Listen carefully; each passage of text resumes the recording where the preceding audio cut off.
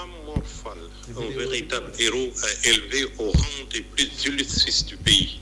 Il aura risqué sa vie pour sauver 2 adolescents, frères et sœurs, tous piégés dans un cercle de feu à l'intérieur d'une maison sise aux Parcelles Assainies à Dakar. Une maison qui était sous l'emprise des flammes dont jusqu'ici les causes restent ignorées.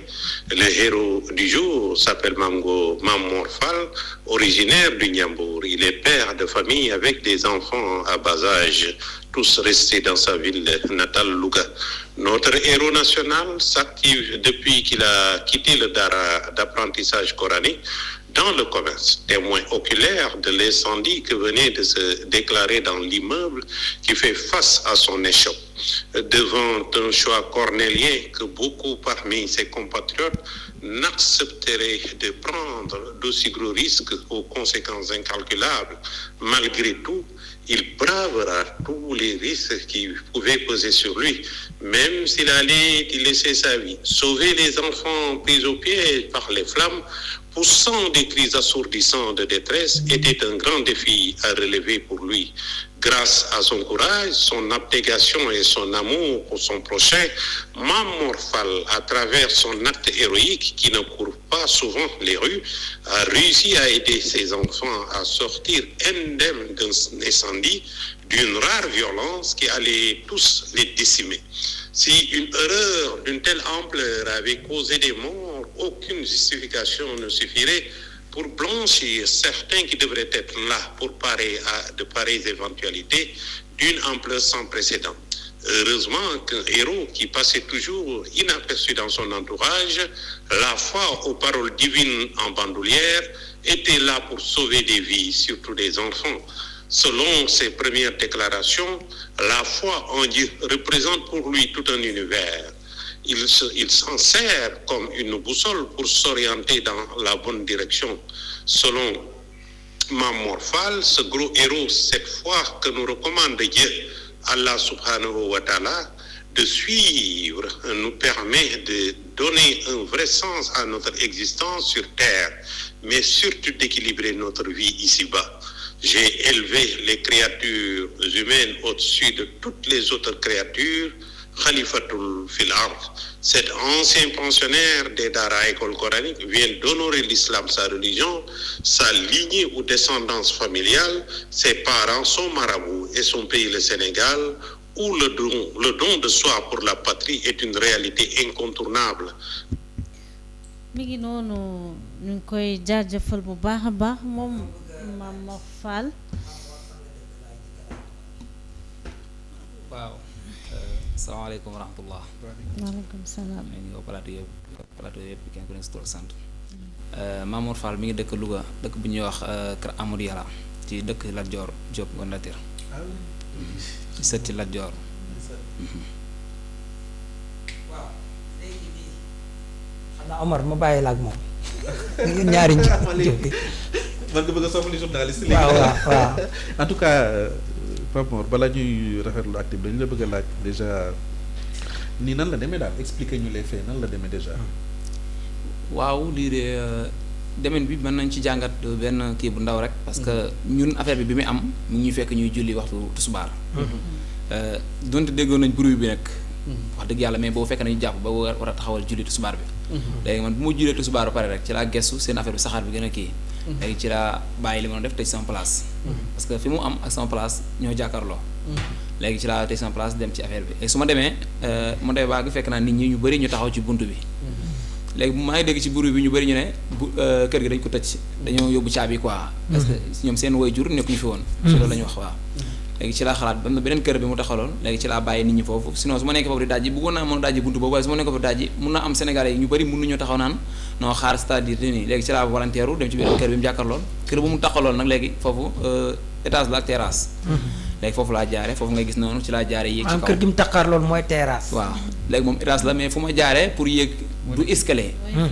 dama jaar ci kii bi rek léegi dugg léegi bu ma duggee foofu laa mën a dajji fu may dajji noonu nag fi laa jaar pour sauver xale yi parce que su ma taxawoon foofu rek dinaa affaire bi dina mun naa gën a defar parce que affaire bi daaji naa ba génne ñaari leer yi. te police ak sapeur pompier ak seeguñ. ak seeguñ mooy ñaari xale effectivement waaw. léegi nag fu góor ngay gis ak jigéen. góor ak jigéen waaw. fu may dóor marto bi di daaji nii. foofu laa sorox génn xale yi te man foofu laa jaaraat pour génn. mën na loo xam ban unité la ci Parcelles Assainies. waaw unité 17. avance marché église. te en plus kañ la woon lii. waaw man nag date bi noté ma ko bu baax. waaye xam naa ne même pas 2 semaines 3 semaines daal. lii nit ñi ñoo ko jël ñi nekkoon di kii ak yooyu. effectivement parce que man affaire bi yéex naa ko remarqué parce que man après affaire bi bu mu jaalee sax dem naa suñu kër ba sangu. ba delluwaat sama place pour liggéey ci la gars yi ne ci laa door a gis nag rumeur yi gars yi ne affaire yaa ngi ci TikTok bi commencé ci laa suivre sama benn kii dañoo saa gis naa la TikTok bi bu ma wooyee ma ne waa baax na après ci laa xool door a gis sama bopp ci kii bi mais nag wax dëgg yàlla vidéo bi yéex naa ko kii parce que xaw ma woon sax daal di mën a vidéo wax dëgg yàlla franchement waaye nag xam naa comme affaire lu gars yi di wax rek ci yenn débat yi parce que sénégalais yu bëri mbir bu amee ñii dañuy taxaw di filmo ñii taxaw di seetaan waaye nag ñun wax dëgg yàlla du ñu saar boobu noonu quoi lu ñu fekk rek tam man ci dara te xam ne lii en tant que wax dëgg yàlla li waxuma la julli sax en tant que doomu aadama rek war nga cee def sa àq dëgg yàlla dañ ciy def lu ñu mën quoi ba keroog dogal suñu borom bi dañu fekk waaw man maa ngi dégg ci reportage waa ji muy évoqué bon am na fu muy wax bay wax naan xalifatulaay fir ardi bi ci ndax yow loolu loo jiital la ci sa bopp ak lan nga ci mën a dolli nit ñi. waaw loolu mun naa ci tontu bu xaw a kii tuuti ndax loolu du man da waaye waxu yàlla la te waxu yàlla moom yaakaar naa du julli ndax suñu borom su ne lu mu bind lépp doomu aadama moo ko ci gënal kon lu gënal yàlla yaakaar naa ñun moo ñu war a gënal suñu amee xel waaw suñu borom dafa ne wala xadd karam naa bani aadama suñu borom nee na teral naa doomu aadama teral googu teral suñu borom teral doomu aadama su ko doomu aadama xamee mun naa yëkkatiku ba kawe waaye su ko xamut mun naa gën a suufe ba gën a suufe bàyyi may comme ni mu koy waxee ci alxuraan waaw léegi nag baat boobu la ñuy jiital rek parce que suñu borom comme dafa bëgg doomu aadama léegi ñun tamit mbindee fi yàlla lañ te comme doomu aadama yi lañ te suñu borom léeg-léegi mu bind jaam ñoo xam si ne ñii lay matal seen i cër ñi mu manqué seen i cër léeg-léegi yàlla xam ne damay toog marché bi mu jàgg ba ma toog nii damay gis nit boo xam si ne su xawee dox soox wala ma xaw ne damay sama rongoñi day tuuru parce que cër bi ko suñu borom xañ pourquoi man mu may ma ko tam man la laa defal suñu borom loolu dama ciy jàngat lu bëri quoi léegi nag lu ma appliqué noonu mooy lu ma war a def noonu mooy suñu borom moo ñu ko sase quoi pour ñu def appliquer loolu quoi ci société bi suñ ko defee kenn ku nekk mun na jëriñ moroomam quoi wax dëgg yàlla parce que lakk bi su ma bàyyi woon noonu sama moroom bàyyi noonu xëy na suñu borom lu mu nëmmul du am waaye boobaa ndogal bi su amee ñun ñëpp mën nañu bokk am gàcce quoi léegi pour ma volontaire génne ñaar ñee man su ma desee ñaar ñi génn amul problème parce que ñaar yooyu xale lañ te ëllëg mën nañoo jëriñ société bi te kon xëy na man sama wàll sax wéy na xëy na ñii bu ñu jógee ñoom mën nañoo jëriñ loo xam ne si ne après man mënu ma ko woon damaa gis bi ma la woowee. da ngaa toog ba mu yàgg nga gàntal. waaw ndax xam nga Sénégal jëf fi lu baax fi mu nekk dafa xaw a du ma ko sañ a wax waaye dafa xaw a kii metti parce que boo xool dama jot appel yu bëri ci yenn kii ci ñi ma ko sañ a wax daal wax dëgg yàlla. jot naa ci appel yu bëri soo gisee affaire bi man bu ma koy def ma ko woon ngir après ma feeñ ci ay média wala ma feeñ ay télé mais kenn ku nekk xam nga affaire bu xew rek kenn ku nekk da nga ci xalaate léegi nag man su ma toogee su ma néeg ma xalaat bu ma xalaatee xalaat ma peese affaire bi man de affaire bi def naa ko ngir yàlla waaye fi mu mujj de su ma sañoon du fa mujj wax dëgg yàlla léegi moo tax bu ma wooyee ma xalaat ci ma insisté daal waaye ma ne comme li ma def c'est te moom yow li nga ma expliqué noonu comprendre naa ko ma ne comme jàngal lañ ci soxla kon xaaral ñu dem pour ñi nga xam dañoo yor seen i njaboot rawatina yaay booy yi maa leen nuyu à passage maam dañuy dem ci marché yi di tëj seen xale yi pour ñu jànge ci leçon ndax yàlla na yem fii rek waaye lii su fekkoon ne amuñu koo xam si ne dafa volontaire comme du ñoon nag yàlla moo ko dogal mu jaare ko ci ñoon rek bu fekkoon ne yàlla dafa dogal volontaire wuñu def noonu xam xëy na jëyi mën naa am te boobaa sigil ndigaare da ngay dégg ko waa man te ñun ñëpp boobaa taxawoon nañ fa te ku nekk sa kun dénk micro doo sañ a wax ne taxawoon naa fa pour gis xale bi ñuy faatu léegi su ma volontaire woon dindi leen nag après ba génn leen loolu dama koy delloo sant yàlla bu baax a baax yàlla muy lu kawee ndax bi ma koy woo loolu la ma wax mu ne ma damay bañ mu dema bem ba mel ni ngistal ci mbir mi ma xool tolluwaay bi xam nga yenn saa yi da ngay gis ñun suñuy maam yi ñu am fii ñuy ay jàmbaar fàq tëdd nit ñi di leen doyadal man dama ko gis wolof.com laa fekk sama benn xarit bu ñuy wax Johnson mi ngi Maroc maa ngi koy ziar moom moo ko publier te lu bari looy wax nit ñi di ko kii may wax ne fa ndox daan taa soo ñëwee da nga fay bàyyi tepp-tepp Lat Joor mii maamam santut Faal ndayam moo waroon a moo bu doon góor ndayam mooy doon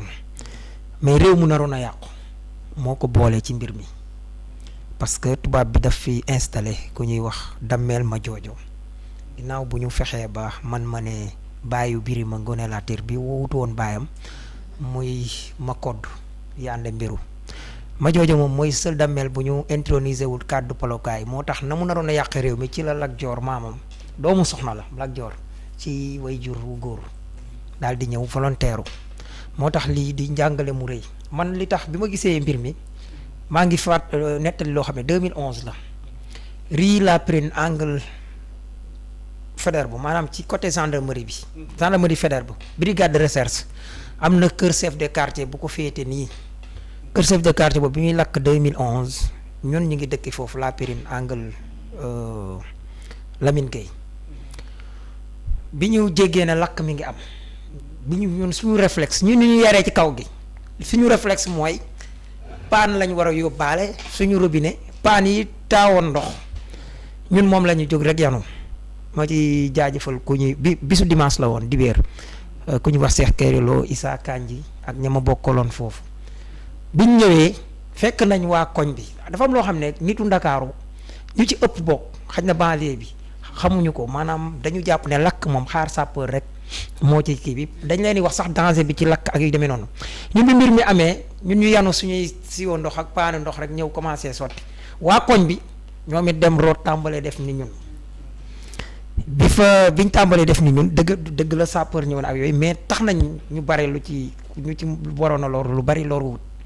moo tax loolu dañ ko waroon di jàngal gone yi li ñuy wax civisme ci loolu ñun lañ ñu ko doon jàngale booy xaraf wala booy nekk ci daara ñun ku ci daan ñëw fii sax feu de signalisation boo waroon ne damay tàggoo Dakar bokk na ci dañ lay yab gis nga ni ñuy yabee seet noonu lañ lay yabee soo demee booy jéggi tali na nga taxaw ba nangam ak nangam bul burle fa bul nangam bul te mosoo gis fa foofu te boo ñëwee da nga koy appliquer à la lettre ndab liñ lay sukkuloo ne la téel ndab li nga téye ñu ne la yemal sa kanam ñu di la jox loolu mooy àdduna bi waaw loolu mooy àdduna bi yaa maanaam dëkk bi yaag say morom yéen a ko bokk waroo cee def lu dul noonu waaye bu mbir amee dañu la wax ne la waroo seetaan sa moromu nit gàcce lay nekk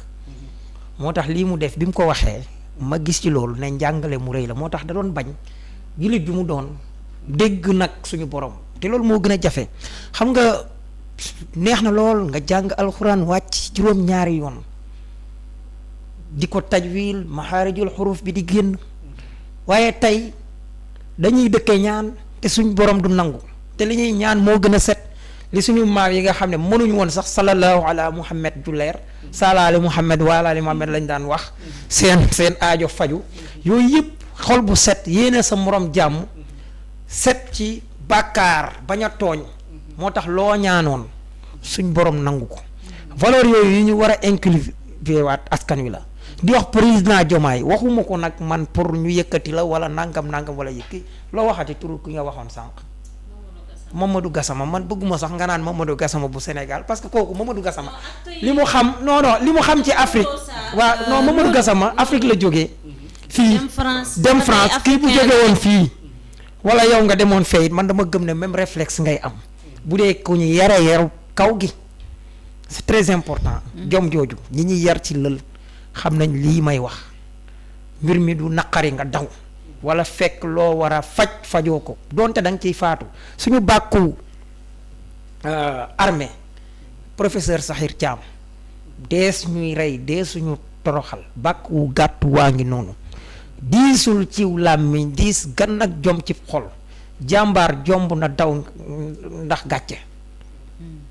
xam nga loolu ñu wax ba suñu armée sax ñu ko ciy dugal ak yooyu loolu dafa nekkoon ci ñun c'est pas pour rien les stratégies de guerre ak Joor ñu koy jàngale ba ci armée moo tax yooyu man dama jàpp ne Mamadou Gassama du ci Europe gi mais fii la ko jëlee te kii ñu mel ni moom ñi ngi fi yàlla bu ñu am occasion bi sax ba di ko wane mais saa yu ñëwee day daal di am liñ ciy déggee mooy beneen bi muy sécurité bu ëpp dana waral insécurité am na njaboot gu faatu fan yële ñi teg jabaram ak i doomam yaakaar naa doom kenn ci doom yi moo sauvé wala xaw ma nangam yaay ji ak yëpp dañu faatu bi ñu gisee ci Ndakaaru gi dama xamatul fan la parce que sécuriser nañ seen kër ba mu ëpp ba mu ëpp nit ñi bu ñu leen di wàllu loolu tamit insécurité tamit dafa waral sàcc ju rëy ji ak yooyu mooy tax nit ki di sécuriser du trop këram même lii façon tabax bi ñu ko tabaxee parce que fii waruñ koo def nii dafa war a af kër air bi dugg ak naaj wi dugg dafa am lu muy defar ci yow mais nit ñi da ngay tabax sa kër ba pare pour mu war a éclairer pour loolu mais da nga koy daal di defaat fattaat ko ba mu fatt ndax sàcc foofu état ñu koy wax moo tax insécurité boobu ñoom sécurité lañ doon wut mais mu voilà. fii la amee njëriñ. voilà baal ma de ci dog bi. bisimilah demal dama jàpp ni bu fekkoon ni réew mi am na sécurité bu doy. nit ñi duñu sentir le besoin.